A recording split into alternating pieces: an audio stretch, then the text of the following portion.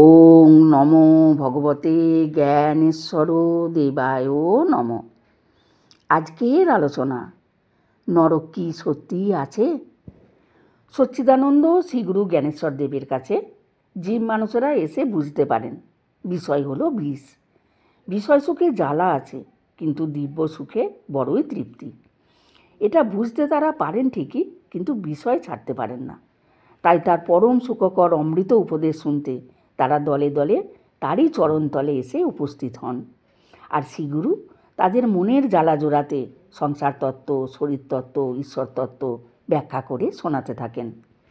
অন্তর্যামী শ্রীগুরু কয়েকজন ভক্তের অন্তরের দুঃখ অনুভব করে সেই দুঃখ কষ্ট প্রশমিত করতে তাদের উপদেশ দিতে লাগলেন। দেখো, এই পৃথিবীতে মানুষ সত্যিকারের সুখ বলতে বোঝে কোঠা বাড়িতে বাস, দামি দামি পোশাক পরা, নানা লোভনীয় খাবার খাওয়া, দূর দূরান্তে ভ্রমণ আর বাড়ি ভর্তি আসবাবপত্র। কিন্তু ওই প্রকার ভোগ করতে গিয়ে দুর্ভোগে পড়তে হয়। তাহলে কিভাবে তাকে ভোগ করলে দুর্ভোগের স্থানে সুখ ভোগ আসবে? অজ্ঞানের দ্বারা ভোগ না করে জ্ঞানের দ্বারা ভোগ করতে হবে। দেখো, স্থূল শরীর হলো ভোগের শরীর। শরীরের ব্যাধি, নানা রকম বিপদ আপদ, মানসিক দুশ্চিন্তা, এসব হলো স্থূল শরীরের ভোগ। কেউ চাক আর নাই চাক, এসব শরীরে এসে হাজির হয় এবং জ্বালাও ভোগ করতে হয় শৈশব থেকে বার্ধক্য পর্যন্ত। স্বর্গলোকে কিন্তু এই প্রকার জরা নাই, ব্যাধি নাই, বার্ধক্য নাই। সেখানে আছে কেবল পরিবর্তন ও মৃত্যু। এখানে এই স্থূল শরীরে যেভাবেই পরিবর্তন হোক না কেন, এর মধ্যে দুর্ভোগের ব্যবস্থাই করা আছে। কিন্তু সূক্ষ্ম শরীরে পরিবর্তন থাকলেও দুর্ভোগের কোনো ব্যবস্থা নাই। তাই সূক্ষ্ম জগৎকে ভোগ জগৎ বলে, কিন্তু স্থূল জগৎকে ভোগ জগৎ বলা হয় না। ভোগের জগৎ স্বর্গলোক হলো সূক্ষ্ম জগৎ, সংকল্পময় জগৎ। এখানে যা চাইবে নানা প্রকার খাদ্যদ্রব্য, শরীরের যাবতীয় ভোগ, রূপসজ্জা সবই পাবে। এখানে কোনো প্রকার দুর্ভোগ নাই। তবু জ্ঞানীগণ কোনো কামনা বাসনা নিয়ে সুখ ভোগ করার ইচ্ছায় স্বর্গলোকে যেতে চান না। কারণ নির্দিষ্ট সময় পরে সুখ ভোগ সমাপ্ত হলে আবার স্থূল জগতে ফিরে আসতে হয়, আবার মাদ্রি জঠরে জন্ম নিতে হয়। জীব জ্ঞান হলো অহংকারের জ্ঞান, এটা হলো অজ্ঞান। অজ্ঞানের স্থূল শরীরে প্রতিষ্ঠা হলে হাজার রকমের দুঃখ, দুশ্চিন্তা, অভাব, কামনা বাসনা, শোক, জ্বালা যন্ত্রণায় দিন যাপন করতে হবে। কিন্তু প্রকৃত জ্ঞান লাভ করতে পারলে এই সব যন্ত্রণা ভোগ করতে হয় না। ঈশ্বর জ্ঞানই জ্ঞান, আত্মজ্ঞানই জ্ঞান, বাকি সব অজ্ঞান। এই জ্ঞান লাভই মানুষের প্রয়োজন। এই জ্ঞান লাভ হলে অজ্ঞান মানুষকে আর গ্রাস করতে পারে না। তখন প্রত্যেক মানুষ শান্তিতে বসবাস করতে পারবে এবং পাঞ্চভৌতিক স্থূল শরীর আর নিতে হবে না। তখন দেহান্তে শিবত্ব প্রাপ্তি হয়ে থাকে। তখন দুঃখ, জ্বালা, যন্ত্রণা নাই, কেবল আনন্দ। তাই নিষ্কাম কর্মে থাকবে, নিয়মে চলবে। নিয়মে ঈশ্বর, তিনি সত্য সনাতন। সত্য থেকে কখনো সরবে না। দেখলে না, সত্য থেকে সামান্যতম বিচ্যুত হয়ে ধর্মরাজ যুধিষ্ঠিরকেও নরক দর্শন করতে হলো। নরক ভোগ করতে হলো না ঠিকই, কিন্তু নরকের যন্ত্রণা তো দর্শন করতে হলো। এক ভক্ত শ্রীগুরুকে জিজ্ঞাসা করলেন, বাবা, ছবিতে যা দেখি নরকে ওই রকম শাস্তির ব্যবস্থা আছে? শ্রীগুরু বললেন, এখানে স্থূল চোখে স্থূল জগৎ যেমন সত্য বলে মনে হয়, সেই প্রকারে স্বর্গ নরক সবই সত্য। নরকের শাস্তির সময়ে যে শরীর লাভ হয়, সেই শরীরে যন্ত্রণা চেতনার বিলোপ হয় না। অসহ্য যন্ত্রণা সহ্য করতেই হয়। যন্ত্রণায় জ্ঞান হারিয়ে যায় না, ফলে ওই শরীরে অবর্ণনীয় যন্ত্রণা ভোগ করে চলতে হয়। কুকর্ম অনুযায়ী নানা প্রকারের ফল ভোগের ব্যবস্থা আছে। কর্ম অনুযায়ী তা ভোগ করতে হয়। আর নরকভোগী কিছু মানুষের যন্ত্রণা দেখে ধর্মরাজ যুধিষ্ঠির মনের কষ্টে শিউরে উঠেছিলেন। সত্য থেকে সামান্য বিচ্যুতির জন্য এই প্রকারে তাকে নরক দর্শনের কষ্ট সহ্য করতে হলো। ওই ভক্ত বললেন, বাবা, আমাকে নরক দেখাবেন, আমি দেখব। শ্রীগুরু বললেন, এত কিছু থাকতে শেষে নরক দর্শন করার ইচ্ছা হলো? ওই ভক্ত বললেন, হ্যাঁ বাবা, দেখাবেন না? ওই ভক্ত বিনয়ের সাথে অনুরোধ করতে লাগলেন, বাবা নিয়ে যাবেন না? শ্রীগুরু আর কি করেন, ভক্তের মনোবাসনা পূর্ণ করতে বললেন, ঠিক আছে, আজ রাত্রে শোবার সময় পায়ের তলার দিকে একটি প্রদীপ জেলে শোবে। পরদিন ওই ভক্ত এসে প্রণাম করে শ্রীগুরুকে বললেন, কই বাবা, গতকাল তো নিয়ে গেলেন না? শ্রীগুরু বললেন, তুমি স্থির করেই রেখেছ নরক দর্শন করবেই, মনের পরিবর্তন করতে পারলে না? ঠিক আছে, আজ প্রদীপ জেলে শোবে।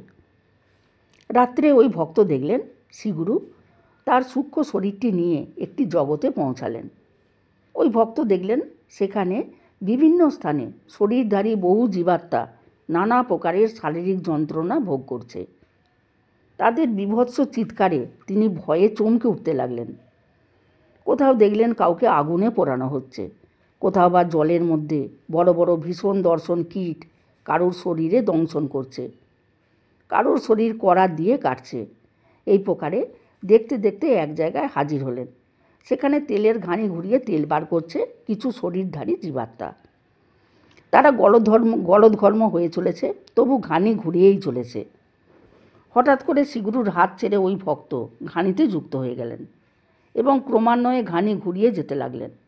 শরীরে অবর্ণনীয় যন্ত্রণা বোধ করতে লাগলেন, কিন্তু থামতে পারছেন না, অবিরত ঘুরতে লাগলেন। শরীর থেকে দরদর করে ঘাম ঝরে পড়তে লাগলো। অসহ্য কষ্টে শরীর সংকুচিত হতে লাগলো, তবু ঘানির দণ্ড ধরে ঘুরতে লাগলেন। তার মনে হলো এবার বুঝি চেতনা হারিয়ে পড়ে যাবেন, আর পাচ্ছেন না। এমন সময় তার চেতনায় শ্রীগুরুর রূপ উদ্ভাসিত হয়ে উঠল, আর তখনই ঘানি থেকে মুক্ত হয়ে শ্রীগুরুর কাছে তিনি এসে উপস্থিত হলেন। ওই ভক্ত যেন ঘুমের মধ্যে স্বপ্ন দর্শন করে উঠলেন। সকালে ছুটে এলেন গুরুদেবের কাছে, প্রণাম করে জিজ্ঞাসা করলেন, বাবা এটা কেন হলো? শ্রীগুরু বললেন, যে কর্মের ফল সাধনা করে শেষ করতে হয়, সেই সাধনা না করেই তুমি নরকে গেলে, তাই প্রারব্ধ কর্মের ফল তোমাকে এইভাবে ভোগ করতে হলো। এখানে গুরুরূপে আমার করার কিছু ছিল না, নানা প্রকারে নিষেধ করলেও তুমি তা শোনোনি, তাই পূর্বজন্মের কর্মফল তোমাকে ভোগ করতে হলো। ওই ভক্ত গুরুদেবের কথা শুনে আশ্চর্য হলেন এবং প্রণাম করে বাড়ি গেলেন। প্রদীপ কুমার ভাদুরী, ডাকনাম রাম, থাকতেন মামা বাড়িতে, আশ্রমের পাশে শ্রীগুরুর কাছাকাছি। তাই প্রতিদিনই গুরুদেবের কাছে চলে আসতেন। তার দিদিমা শারীরিক অসুস্থতায় ভুগছিলেন, বয়স হয়েছে বেশ, ডাক্তার বৈদ্য দেখানো হচ্ছিল অনেক দিন ধরে, ওষুধে তেমন সাড়া দিচ্ছিলেন না। তাই ডাক্তারবাবু জবাব দিয়ে গেছেন। দিদিমাকে রামবাবু খুবই ভালোবাসতেন, তাই মনের যন্ত্রণা নিয়ে তিনি ছুটে এলেন গুরুদেবের কাছে। তার চৌমুখ দেখে অন্তর্যামী শ্রীগুরু বললেন, কী গো, কী হয়েছে? রামবাবু বললেন, দিদা অসুস্থ, খুব ভুগছেন। শ্রীগুরু বললেন, তুমি কি চাও? রামবাবু বললেন, দিদা আমার খুব প্রিয়, তার এত কষ্ট দেখতে পারছি না, উনি চলে যান, এটাই চাই। শ্রীগুরু বললেন, দেখো ভেবে বলো।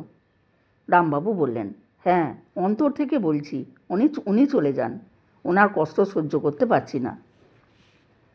শ্রীগুরু বললেন, যাও, 1 ঘন্টা পরে চলে যাবেন। রামবাবু ঘড়ি মিলিয়ে দেখতে লাগলেন।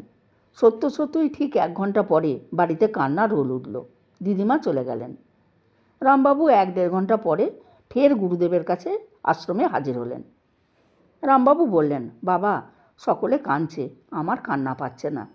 শ্রীগুরু বললেন, সে কি গো, একমাত্র তোমার দিদাই তোমাকে নিঃস্বার্থভাবে ভালোবাসতেন, তুমি তার জন্য একটু চোখের জল ফেলবে না? রামবাবু বললেন, কান্না পাচ্ছে না তো কী করব? শ্রীগুরু বললেন, তোমার ইষ্টকে স্মরণ করে ধ্যান করো, তাহলেই হবে। এরপর রামবাবু শ্রীগুরুর উপদেশ মতো তার ইষ্টদেবকে স্মরণ করে ধ্যান করতে লাগলেন। তখন দিদিমার মৃত্যুজনিত শোকে তার 2 চোখ হতে জলের ধারা বইতে লাগলো, আর অন্তরে পুঞ্জিত শোকবাড়ি প্রশমিত হলো।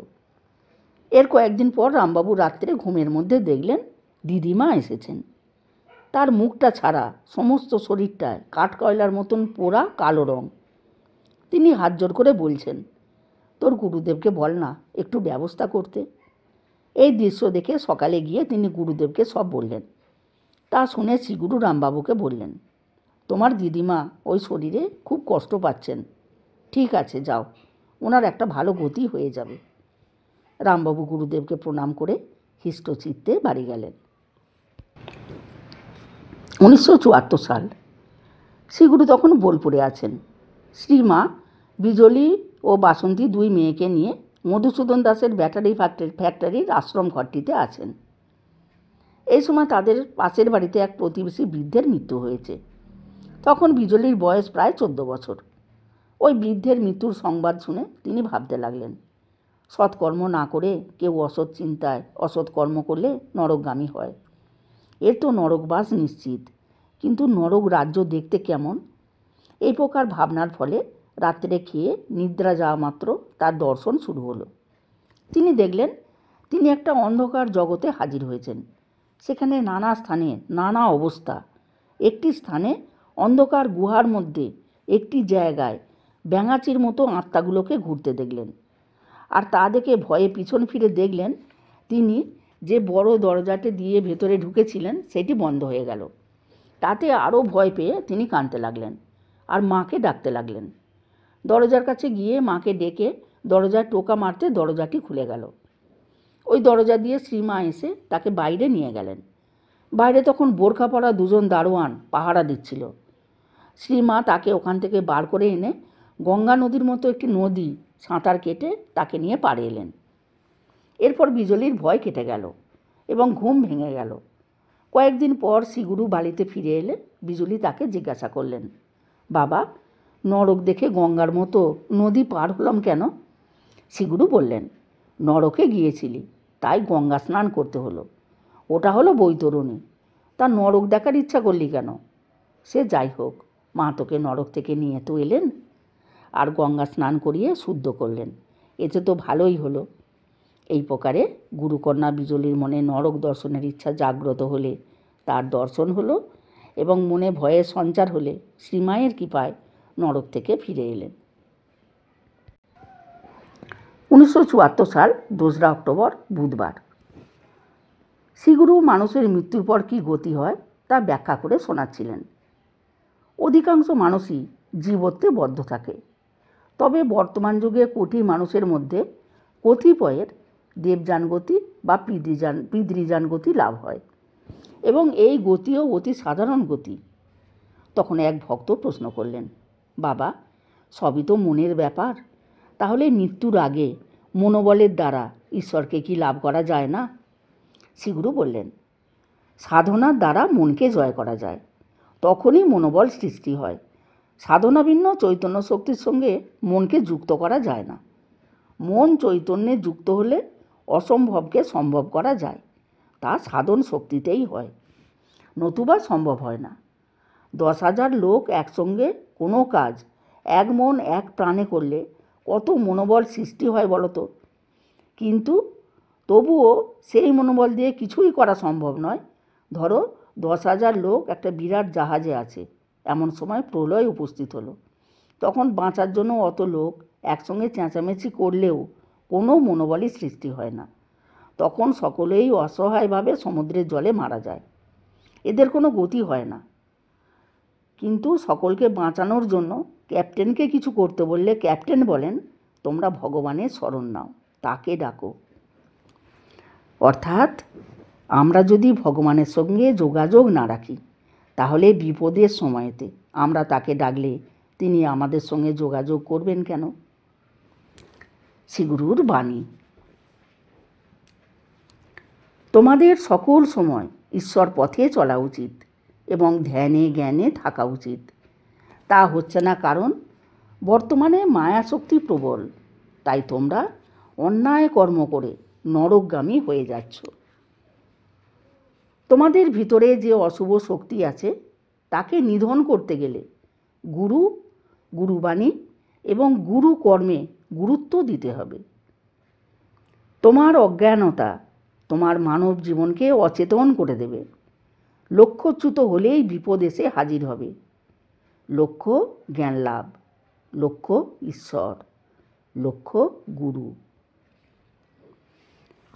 আজকের আলোচিত অংশটি শ্রী শ্রী ঠাকুরের লীলাকথা বালী পর্বের ৩য় খণ্ড এবং জীবনের সমাধান সূত্র ২য় খণ্ড, এই দুটি পুস্তক থেকে আলোচনা করা হলো। ওম জয় গুরু ওম।